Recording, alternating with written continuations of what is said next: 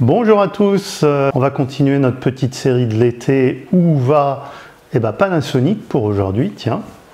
Alors Panasonic, il y a encore quelques mois, c'est un constructeur, on commençait à se dire qu'il végétait un peu, puisque en tout cas sur le plein format, on restait bloqué sur les S5 II et S5 IIX qui sont des bons boîtiers, attention, mais on n'avait plus rien vraiment dans le haut de gamme, la gamme S1 était hyper vieillissante. Et Panasonic, il a fallu attendre un peu, mais a vraiment réagi en sortant coup sur coup 3 boîtiers, le S1R Mark II, le S1 II et le S1 IIe, qui chacun dans leur domaine, sont vraiment intéressants.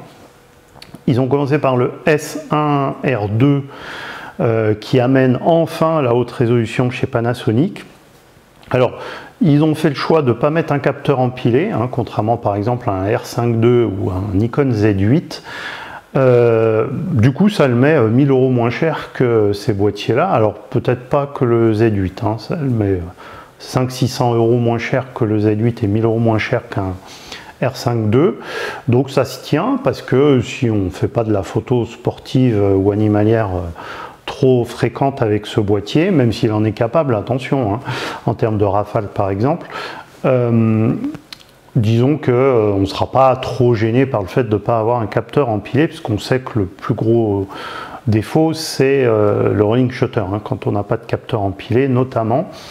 Ce boîtier a un bon autofocus, maintenant les Panasonic ont un bon autofocus. Surtout, je crois qu'il a bénéficié des mises à jour déjà, parce que déjà quand le S1 II et le S1 IIe sont sortis, ils avaient déjà un autofocus un peu plus performant. Panasonic l'a tout de suite mis à jour dans le S1R2, donc ça c'est vraiment super. Puis en termes de mise à jour, alors ça c'est un avantage chez Panasonic. Là il y en a une récemment d'ailleurs, je crois, qui apporte vraiment beaucoup de choses à chaque fois et c'est toujours gratuit, donc ça c'est absolument génial. Donc le S1R2 c'est un boîtier très capable évidemment en photo, avec son capteur haute résolution. Et puis il est très capable aussi en vidéo, même s'il a des petits manques par-ci par-là, dû à sa haute résolution notamment. Des petits manques que n'a pas par exemple un Canon R5 II, on va dire comme ça. Par contre il a des outils d'aide au tournage en vidéo qu'il n'y a que Panasonic, les boîtiers Panasonic qui ont ces outils là. Donc ça c'est vraiment un super bon point. C'est le premier boîtier qui a hérité du superbe écran qu'on peut à la fois mettre dans l'axe, l'orienter dans l'axe et il est sur rotule en même temps. Donc ça c'est super. Il a un très bon viseur, que je sache. Voilà, donc très belle sortie ce S1R Mark II. Et puis peu de temps après on a eu le S1 II, qui lui est revenu à un capteur 24 mégapixels, mais un capteur 24 mégapixels semi-empilé, qui est plus rapide, donc du coup, alors que ce soit en photo, mais surtout en vidéo, là il n'a plus du tout les petits manques qu'il y a dans le S1R2, tous les trous sont comblés, on va dire, à part quand même, et ça c'est un peu dommage, une 4K 120 où on n'a même pas la détection de sujet, si je dis pas de bêtises, et ça c'est le défaut du Panasonic S1 II, parce qu'il est cher, pour du 24 mégapixels, il est cher, pour le coup le S1 II, un peu trop même à mon avis, mais bon, Panasonic fait payer vraiment ses capacités vidéo ultimes. Dans ce cas-là, il aurait fallu que la 4K 120 garde la détection de sujet, à mon avis, pour justifier quand même ce prix. Donc un très bon boîtier, mais un peu cher. Autant je trouve le S1R2 bien placé en prix quand on regarde par rapport à la concurrence, autant je trouve le S1 II un peu cher. Puis on a eu le S1 IIe, qui est un S1 II un petit peu dégonflé, mais pas trop finalement. Bon, il n'a plus le capteur empilé, empilé, et puis il a 2-3 autres choses, mais ça en fait un boîtier très, très bien placé, très polyvalent, je trouve, mais aussi un petit peu cher quand même, hein, si on regarde par rapport à une concurrence, mais la concurrence est déjà un petit peu plus vieillissante, donc bon, pourquoi pas. Voilà, hein, donc où on en est de cette gamme Panasonic. Alors, n'oublions pas donc quand même le S5 II et le S5 IIX, hein, qui sont encore moins chers. Et eux, par contre, ils ont le Crop 1.5 par exemple en vidéo, hein, ils ont des petits trucs quand même en moins par rapport à la gamme S1, ils n'ont pas le génial écran, voilà, orientable dans tous les sens. Mais ça reste encore des boîtiers quand même à la page, hein, le S5 II et le S5 IIX. Et puis au niveau de la gamme optique chez Panasonic, ben, on n'est pas trop mal, hein, on a toute la gamme Panasonic, alors elle n'est pas méga développée quand même, hein, la gamme Panasonic. Enfin, on a des objectifs quand même sympas dans la gamme, même si on n'a pas tout, mais surtout on a toute la gamme Art de Sigma sans aucune limitation, hein, contrairement à Sony qui bride les objectifs Sigma.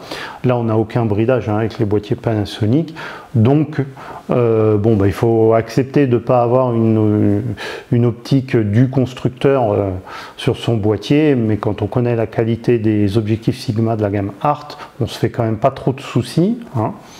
Donc voilà, ça en fait maintenant, je trouve, une marque tout à fait valable, hein, dans le paysage photo-vidéo, hein, autant que les autres finalement, hein.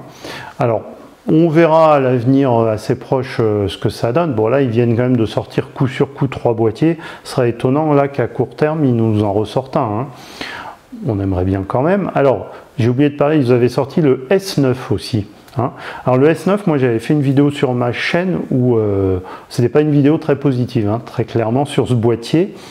Alors le truc c'est qu'il a été sacrément replacé en prix. Là actuellement il est en promotion autour de 1000 € ce boîtier, et là ça change quand même la donne. Surtout que un de ses principaux défauts quand il est sorti, qui était une limite de temps en tournage vidéo, notamment en 4K, qui était ridicule, hein, qui était d'1/4 d'heure, et finalement par mise à jour, Panasonic a fait sauter cette limitation. Alors même si le boîtier surchauffe un peu, on peut faire de la vidéo beaucoup plus longue, heureusement, que 15 minutes. Donc le fait que ce gros défaut ait été corrigé et qu'il soit beaucoup mieux placé en prix, ça me fait revoir quand même mon jugement. Et ce Panasonic S9, pour qui voudrait faire du contenu, surtout vidéo, hein, je dirais, mais bon, en photo, pardon, il se défend quand même pas mal aussi, globalement, bah, ça reste un bon boîtier. Alors évidemment, on n'a pas de viseur, hein, ça c'est un peu le problème, comme le XM5 là, qui est en train de me filmer par exemple, c'est sûr. C'est pour ça que je dis, ça en fait plus un boîtier vidéo, il me semble, avec son écran sur rotule notamment. Il est très compact, c'est un plein format et ça reste quand même un peu bancal dans la mesure où les objectifs plein format sont jamais hyper compacts, quoi, hein. Donc bon, mais je trouve qu'il est redevenu intéressant quand même malgré tout ce boîtier de par son placement prix et ses mises à jour. Voilà pour Panasonic. Alors je parle brièvement quand même de la gamme micro 4 tiers, parce que là il n'y a pas d'APS-C chez Panasonic. Par contre on a du micro 4 tiers et du micro 4 tiers au niveau des boîtiers qui tient la route, hein, puisqu'on a eu la sortie du G9 II qui est un excellent boîtier et du GH7 qui est le boîtier ultime, encore supérieur au G9 II. Alors le seul truc c'est que ce sont des boîtiers vraiment très haut de gamme pour du micro 4 tiers, mais du coup ils font le poids et l'encombrement de boîtiers plein format, et même le GH7 il est même encore plus gros que la plupart des boîtiers plein format. Donc c'est un peu le défaut quand même, hein, malgré tout. Alors évidemment après on se rattrape avec les optiques qui elles sont beaucoup plus petites, mais là en optique par exemple on n'a pas vraiment beaucoup d'ouverture aux constructeurs tiers, et les objectifs micro 4 tiers, moi je trouve qu'ils ont tendance à être chers, voire très chers pour ce que c'est. C'est un petit peu le problème, et c'est pour ça que j'en parlerai pas plus en tout cas. Voilà pour Panasonic, en tout cas belle dynamique là sur 2024-2025 surtout, hein, avec la sortie de ces 3 jolis boîtiers. Merci à tous d'avoir suivi cette nouvelle vidéo. Rendez-vous pour la dernière de la série, hein, sur Fuji. Merci, à bientôt.